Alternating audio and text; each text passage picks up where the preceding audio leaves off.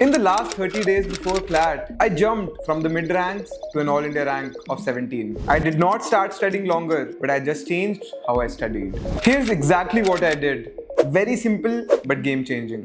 Number one, I cut the noise. I stopped juggling between multiple mock test series or multiple GK compendiums. I just stuck to one mock test series, one GK source, and kept one error log. When others decided to cover more, I decided to revise deeper. I understood one very important thing, that the last month is just for polishing and not at all for collecting. Number two, I analyzed more than attempting. Instead of giving daily mocks, I gave proper 4 to 5 full-length mocks and spent hours analyzing them. I wrote down every mistake, not just the wrong answer, but why did I actually miss it. By the 10th day, I had a list of patterns.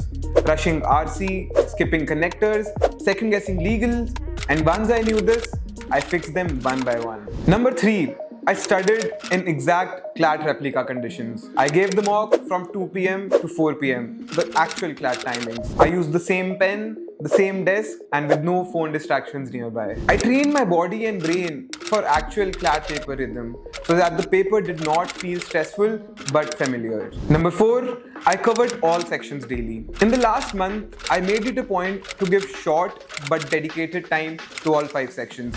That is English, GK, legal, logical, and quants. About 3 to 4 hours in total. Quick legal drills, 1 CR passage, 1 RC passage, daily GK, and short logic quant sets. I didn't chase coverage, but just consistency till the very last day. Number 5, I tracked and not judged. Every 3 days, I would sit down with my error log and track just these 3 metrics: speed, accuracy, and repeat mistakes. If something dropped, I changed the method and not how I study or the number of hours I put in. And that's how my accuracy climbed quietly without any panic. And lastly, I practiced calm and not just questions. Before every mock, I used to sit with myself for 5 minutes without any distractions and just get myself into the groove of giving the paper. No phone, no scrolling, just reset. And on the exam day, this habit stopped my mind from freezing when the first RC felt very tough. So the final takeaway is that in the last 30 days, you do not need to add any more books or sources. All you need to do is refine what has worked for you